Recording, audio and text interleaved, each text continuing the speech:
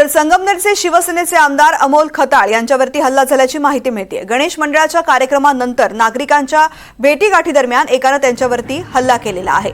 हल्लेखोर हा संगमनेरचा असल्याची प्राथमिक माहिती आहे। दरम्यान हल्लेखोराला पोलिसांनी ताब्यात घेतलंय। या घटनेनं संपूर्ण परिसरासह संगमनेर तालुक्यात तणाव निर्माण झाला असून ऐन गणेशोत्सवात पोलिसांची डोकेदुखी वाढल्याचं दिसून येत आहे।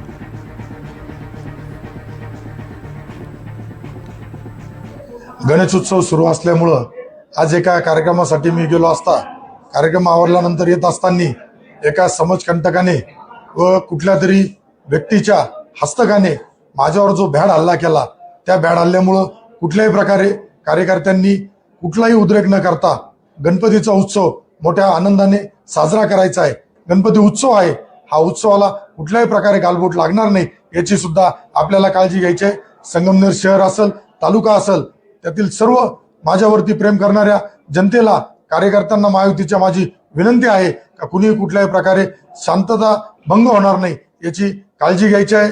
पोलीस प्रशासन उद्या तपास करतील, त्यामध्ये जे कोणाचे हस्तक असतील तर त्यांच्यावरती सुद्धा आपल्या कायद्याच्या राज्यामध्ये कठोर कारवाई केली जाईल।